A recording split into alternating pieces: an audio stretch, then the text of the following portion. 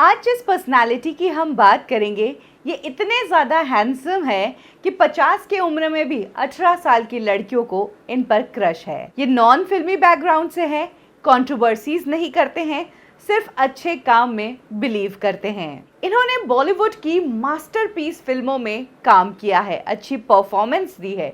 उसके बावजूद ये आज भी इंडस्ट्री के one of the underrated actor हैं। माधवन बालाजी रंगनाथन की, यानी कि आर माधवन की।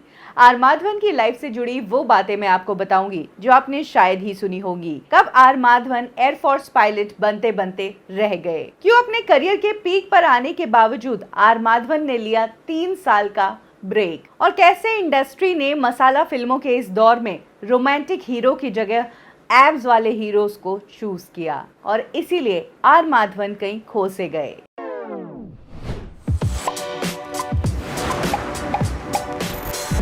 आर माधवन की फैमिली है तो तमिल बैकग्राउंड से, लेकिन इनकी अपब्रिंगिंग हुई है जमशेदपुर बिहार में, जहां पर इनके फादर टाटा स्टील में काम करते थे और इनकी मदर बैंक जॉब किया करती थी। आर माधवन बॉलीवुड के उन चंद एक्टर्स में से हैं जो बहुत ही अच्छी पढ़ाई करने के बाद बॉलीवुड में आए हैं। जी हाँ, आर माधवन ने बीएससी इन इलेक्ट्रॉनिक्स की है। इसके साथ ही वो अपने कॉलेज टाइम पर एनसीसी में बहुत अच्छे स्टूडेंट थे। वो अपने कॉलेज से एनसीसी कैंप के लिए इंग्लैंड भी जा चुके हैं और वहीं से उन्होंने आर्मी, नेवी और एयर की ट्रेनिंग भी ली थी। बनना चाहते थे आर माधवन एक एयरफोर्स पायलट, लेकिन वो 6 महीने से रह गए। उनकी उम्र 6 महीने ज्यादा थी और यही उनका एक सपना चकनाचूर हो गया। इसके बाद आर माधवन ने पर्सनालिटी डेवलपमेंट और पब्लिक स्पीकिंग की क्लासेस लेना शुरू कर दी। इसके लिए पहले उन्होंने खुद ने भी एक कोर्स किया था और उसके बाद ये क्लासेस लेना शुरू कर दी। इसी दौरान उनकी एक स्टूडेंट थी जो आगे चलकर एयर होस्टेस बनना चाहती थी। ये स्टूडेंट थी सरिता। आर माधवन से ट्रेनिंग लेने के दौरान सरिता ने जब एयर होस्टेस बनने के लिए इंटरव्यू दिया तो वो सेलेक्ट हो गई, और वो अपने सिलेक्शन से इतनी ज़्यादा खुश हो गई कि वो अपने टीचर को कुछ गिफ्ट देना चाहती थी। यही कारण था कि उन्होंने आर माधवन को एक डिनर के लिए इनवाइट किया और यहीं से इन दोनों का अफेयर शुरू हो गया। सरिता आज आर माधवन की वाइफ है। इन दोनों ने 8 सालों तक डेट किया और जब आर माधवन फिल्मों में आने की तैयारी कर रहे थे उसके जस्ट 1 साल पहले इन दोनों ने शादी कर ली। वैसे जिस वक्त आर माधवन पब्लिक स्पीकिंग की क्लासेस ले रहे थे उसी दौरान उन्होंने मुंबई के कई स्टूडियोज में अपने फोटोज दे रखे थे। एक बार अपने एक एड शूट के दौरान उनकी मुलाकात हुई संतोष शिवेन से। ये एक टेलीकॉम का एड था और तब संतोष शिवेन ने ही आर माधवन को देखकर कहा कि तुम्हारा काम अच्छा है, तुम्हारे लुक्स अच्छे हैं, तुम मुझे अपनी पिक्चर्स देना, मैं मणिरत्नम सर को तुम्हारी पिक्चर्स दिखाऊंगा। तब आर माधवन ने संतोष की उस बात को बहुत ही मजाकिया तौर पर लिया था, लेकिन बाद में जाकर उन्हें पता चला कि वाकई में इंडस्ट्री में ऐसे भी लोग हैं जो अपने शब्दों के पक्के हैं। संतोष ने आगे जाकर मणिरत्नम को आर माधवन की पिक्चर्स दिखाई और मणिरत्नम ने कुछ टाइम बाद आर माधवन को कॉल किया। मणिरत्नम तब फिल्म इरुवर पर काम कर रहे थे जिससे ऐश्वर्या राय ने डेब्यू किया था और इसी फिल्म में वो आर माधवन को लेना चाहते थे, लेकिन आर माधवन को देखकर उन्हें लगा कि तुम बहुत ज़्यादा यंग हो इस रोल के लिए, और तब मणिरत्नम ने आर माधवन से उस मुलाकात को ये कहकर ख़त्म कर दिया कि आगे कभी मिलेंगे। आर माधवन डिसहार्टन्ड हो गए थे, उनको काम तो करना था लेकिन अब ये पहला ब्रेक मिलते मिलते रह गया था, बट एक्टिंग का कीड़ा तो लग चुका था। यही कारण था कि अब उन्होंने टीवी के रोल्स भी लेना शुरू कर दिया। इसी दौरान वो नजर आए बनेगी अपनी बात में, साथ ही घर जमाई एक सीरियल था जो काफ़ी पॉपुलर हुआ था, सी हॉक्स, साया, ये वो कुछ टीवी सीरियल्स थे जिसमें आर माधवन हमें नजर आए थे। वैसे टीवी के साथ साथ उन्होंने फिल्मों में भी काम तो किया था, लेकिन हर बार उनके रोल्स इतने छोटे होते थे कि कोई मतलब नहीं निकलता था। इसी दौरान इस रात की कोई सुबह नहीं, इसमें वो एक छोटे से किरदार में नजर आए। साथ ही इंग्लिश फिल्म इन्फर्नो में भी आर माधवन हमें नजर आए थे। जिस वक्त आर माधवन का टीवी पर अच्छा खासा काम चल रहा था तब एक कॉल आया और उसने आर माधवन की लाइफ को ही बदल दिया। ये कॉल था एक बार फिर से मणिरत्नम का, और मणिरत्नम इस बार डिसाइडेड थे, एक फिल्म की स्टोरी उनके पास तैयार थी। इनफैक्ट इस फिल्म के कैरेक्टर को उन्होंने आर माधवन को ही दिमाग में रखकर लिखा था। यही कारण था कि इस फिल्म से अब मणिरत्नम आर माधवन को लॉन्च करने जा रहे थे। ये फिल्म थी ईयर 2000 की LIPO थी और इस फिल्म के लिए आर माधवन को काफी अवार्ड्स भी मिले थे। ये फिल्म सुपर हिट साबित हुई और इस फिल्म ने आर माधवन को ओवरनाइट स्टार बना दिया तमिल फिल्म इंडस्ट्री में। आर माधवन को तमिल में काम मिल रहा था, इसके बाद उन्होंने एक से एक परफॉर्मेंस दी, उनकी सभी फिल्में सुपर हिट साबित हुई और इसके साथ ही आर माधवन के लिए रास्ता खुल गया बॉलीवुड फिल्म इंडस्ट्री का।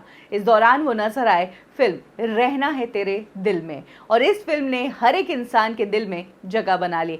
उस टाइम इस फिल्म को बॉक्स ऑफिस पर कुछ खास रिजल्ट नहीं मिला था, लेकिन आज की डेट में ये फिल्म बॉलीवुड की कल्ट फिल्मों में गिनी जाती है। मैडी का रोल सभी को बहुत पसंद आया था और हर एक लड़के ने उस किरदार से अपने आप को कनेक्ट किया था और 90s की जो लव स्टोरी होती थी वो कुछ इसी तरह से होती थी। यही कारण है कि ये फिल्म मैक्सिमम लोगों को टच कर गई। इसके बाद वो हमें नजर आए फिल्म दिल विल प्यार व्यार में और इस फिल्म में भी आर माधवन का कैरेक्टर बहुत ही अच्छा था।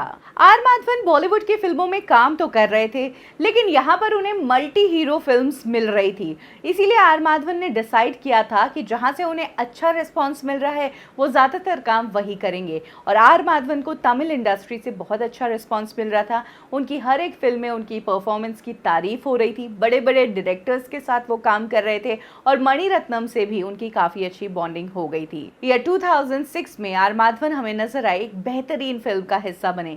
ये फिल्म थी रंग दे बसंती और इस फिल्म में आर माधवन का जो रियल लाइफ सपना था अपने देश के लिए कुछ करना, वो सपना उनका इस फिल्म ने ही सच किया। इस फिल्म में उनका रोल तो लिमिटेड था, लेकिन इम्पैक्ट था उस रोल में। ईयर 2007 में मणिरत्नम जब अभिषेक बच्चन और ऐश्वर्या राय को लेकर बायोपिक बना रहे थे गुरु, तब उन्होंने आर माधवन को भी इस फिल्म में कास्ट किया। एक बार फिर से बॉलीवुड की one of the finest film. Character छोटा था लेकिन दमदार था। अपनी हर एक फिल्म के साथ आर माधवन ये प्रूव कर रहे थे कि वो बॉलीवुड में काम करना चाहते हैं, लेकिन ऐसे ही किसी भी बड़ी सी मल्टी हीरो फिल्म का हिस्सा नहीं बनना चाहते हैं, कुछ मतलब के रोल्स करना चाहते हैं। और धीरे धीरे उनकी हर एक फिल्म से ऑडियंस को और यहाँ के मार्केट को समझ आ रहा था कि आर माधवन सिर्फ पैसों के लिए नहीं बल्कि अपने एक्टिंग के लिए फिल्में साइन करते हैं। दिल्ली हाइट, मुंबई मेरी जान और ईयर 2009 की राजकुमार हिरानी की फिल्म 3 इडियट्स, इसमें फरहान कुरैशी का किरदार उन्होंने निभाया था और इस किरदार से एक बार फिर से उन्होंने काफ़ी लोगों की लाइफ को टच कर लिया था कि आप ज़िंदगी में करना क्या चाहते हो, लेकिन पेरेंट्स और फैमिली की इच्छाओं के चलते आपको क्या करना पड़ता है। ये वो टाइम था जब आर माधवन अपने करियर के पीक टाइम पर थे, एक के बाद एक अच्छी फिल्में कर रहे थे। 3 इडियट्स के बाद वो हमें नजर आए तनु वेड्स मनु में। ये फिल्म थी कंगना पर सेंटर्ड, लेकिन मन्नू शर्मा का रोल भी कुछ कम नहीं था। जहां बॉलीवुड के सारे मेन स्ट्रीम एक्टर्स इस तरह के रोल को नहीं करते, जहां पर एक्ट्रेस ओवर पावर कर रही हो आपके कैरेक्टर को, वहीं आर माधवन ने ये चैलेंज लिया और उन्होंने इस फिल्म में काम किया और हुआ भी। पूरी लाइमलाइट कंगना को भी गई, लेकिन मनु शर्मा भी अपनी छाप छोड़ गए थे। 2012 में आई फिल्म जोड़ी ब्रेकर्स और इसके बाद वो नजर आए तनु वेड्स मनु रिटर्न में। ये वो टाइम था जब आर माधवन अपने करियर को कुछ अलग तरीके से सोचना चाह रहे थे। एक्चुअली बॉलीवुड और फिल्म इंडस्ट्री का दौर भी बदल रहा था। इस टाइम मसाला फिल्में ज्यादा काम कर रही थी, रोमांस का जमाना नहीं था। अब जो एक्टर है वही फाइटिंग भी कर रहा है, वही रोमांस भी कर रहा है, यानी कि एक्शन, रोमांस, ड्रामा सब कुछ साथ में चल रहा है। और तब इन रोल्स के लिए जो एक्टर्स की डिमांड होती थी वो चाहिए थे 6 पैक और हैंडसम लुकिंग एक्टर्स। जहां सलमान, शाहरुख, अक्षय, आमिर, अजय सब ने कंपटीशन के चलते 6 पैक बनाए, अपनी बॉडी शॉडी बनाई, वहीं इस वक्त आर माधवन थोड़े से फैट हो गए थे, जो कि हमने देखा था तनु वेड्स मनु फिल्म में भी। और यही वो टाइम था जब आर माधवन ने डिसाइड किया कि जब उन्हें क्वालिटी ऑफ वर्क अच्छा नहीं मिल रहा है तो वो कुछ समय के लिए ब्रेक लेंगे, अपने आप को रीडिफाइन कर देंगे। ये ब्रेक लेने के बाद भी आर माधवन इंडिया में नहीं थे, बल्कि वो चले गए LA। वहां पर जाकर उन्होंने अपनी फिटनेस पर ध्यान दिया, गोल्फ खेला, अपने आप को री इन्वेंट किया और 3 साल का ये ब्रेक उन्होंने लिया। और आर माधवन वापस जब आए तो आए भी धमाकेदार तरीके से। उनकी बॉडी बनी हुई थी और इसके बाद वो एक्टर के साथ साथ प्रोड्यूसर भी बने। उन्होंने फिल्म प्रोड्यूस की साला खड़ूस, विथ राजकुमार हिरानी की। इस फिल्म को प्रमोट बहुत अच्छे से किया गया। उम्मीद की जा रही थी कि फिल्म बहुत अच्छा करेगी, क्योंकि इस फिल्म में उन्होंने एक ओरिजिनल बॉक्सर एक्ट्रेस को लिया था। जी हाँ, रितिका जो कि इस फिल्म की एक्ट्रेस है, वो रियल लाइफ बॉक्सर है। बॉक्सिंग पर ये फिल्म बेस्ड थी और ये वो टाइम था जब बायोपिक का चलन शुरू ही हुआ था। माना जा रहा था फिल्म अच्छा करेगी, लेकिन बॉलीवुड में इस फिल्म को कुछ खास रिस्पॉन्स नहीं मिला। तमिल फिल्म इंडस्ट्री ने आर माधवन को अपने इस लंबे ब्रेक के बाद फिर से बहुत अच्छे से वेलकम किया। उनकी फिल्म आई विक्रम वेधा, जिसको काफी पसंद किया गया और ये फिल्म भी सुपर हिट साबित हुई। आर माधवन हमें ब्रीथ करके एक वेब सीरीज आई थी, उसमें भी नजर आ चुके थे। और अब अगर करंट सिनेरियो की बात करें तो इस वक्त आर माधवन बिजी है अपनी एक फिल्म को डायरेक्ट करने में और उसमें एक्ट भी वही कर रहे हैं। ये फिल्म एक बायोपिक है जो कि नाम्बी नारायणन जो साइंटिस्ट थे उनकी लाइफ पर बेस्ड है और इस फिल्म को खुद आर माधवन ही बना रहे हैं। आर माधवन के करियर और उनकी फिल्मों को अगर देखा जाए तो उनके लिए दिल से रिस्पेक्ट और प्यार ही आता है। उनकी हर एक फिल्म के साथ उन्होंने जस्टिस किया है। हालांकि वो अपनी फिल्मों को लेकर काफ़ी चूजी हुए हैं, यही कारण है कि वो हमें ज़्यादा फिल्मों में नज़र नहीं आ पाए हैं, कम ही फिल्मों में नज़र आए हैं। वो उन एक्टर्स में से हैं जो एक हैप्पी फैमिली में बिलीव करते हैं। उन्होंने ना कभी किसी एक्ट्रेस के साथ अफेयर किया, ना ही उनकी कोई पब्लिसिटी हुई और ना ही कोई कंट्रोवर्सी हुई। इसके अलावा अगर आर माधवन की बात की जाए तो कहीं ना कहीं हिंदी फिल्म इंडस्ट्री का जो ट्रेंड चेंज हुआ, जब रोमांटिक फिल्में भी मसाला फिल्मों में कन्वर्ट होने लग गई, तो वहां पर आर माधवन कहीं ना कहीं इस रेस में पीछे छूट गए। जी हाँ, जिस वक्त उनके कंटेम्प्रेरी एक्टर्स सिक्स पैक्स और अच्छी खासी बॉडी लेकर घूम रहे थे, उसी टाइम आर माधवन बहुत ही ओवरवेट हो गए थे।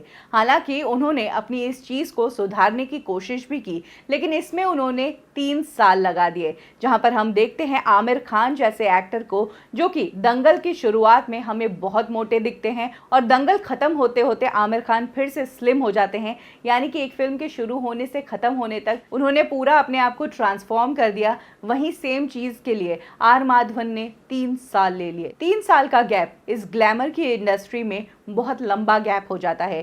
क्रिटिक्स की माने तो 6 महीनों से ज़्यादा अगर कोई एक्टर कैमरा से दूर हो जाता है तो दुनिया उसके चेहरे को भूलने लगती है, और ये दुनिया है खूबसूरत चेहरों की, तो हमेशा एक नया और खूबसूरत चेहरा आपको दिखाई देता है। यही कारण है कि पिछले चेहरे की यादें आपकी नज़रों में धुंधली हो जाती है। जिस वक्त आर माधवन अपने आप को आगे के लिए तैयार करने जा रहे थे, अपने आप को फिट करने जा रहे थे, उस टाइम इंडस्ट्री को नए फिट एक्टर्स मिल गए थे। टाइगर श्रॉफ, वरुण धवन, रणवीर सिंह, ये सभी वो एक्टर्स थे जो तेजी से आगे बढ़ रहे थे, जो ऑलरेडी डांस, एक्टिंग और फिटनेस सब कुछ साथ लेकर आए थे। और यही कारण है कि आर माधवन को अपनी तैयारी में थोड़ा टाइम लग गया। लेकिन वो कहते हैं ना कि देर आए दुरुस्त आए। अब फिर से आर माधवन अपने करियर पर अपनी पकड़ कर रहे हैं। उनकी एज हो गई है, लेकिन उसके बावजूद उनका हॉटनेस का जो फैक्टर है वो अभी तक ख़त्म नहीं हुआ है।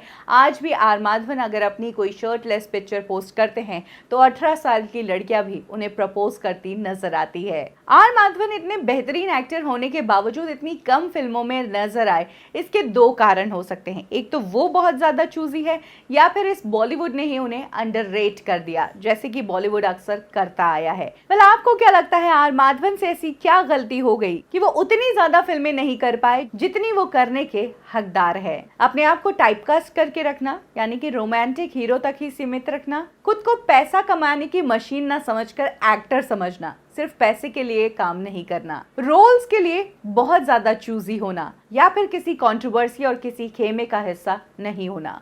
कमेंट सेक्शन में जरूर शेयर करें। कब, क्यों और कैसे में अभी के लिए बस इतना ही। फिर मिलेंगे बॉलीवुड की एक और स्टोरी के साथ। लाइक करें हमारा फेसबुक पेज बॉलीवुड ठिकाना, फॉलो करें हमें इंस्टा पे और सब्सक्राइब करें हमारा यूट्यूब चैनल बॉलीवुड ठिकाना।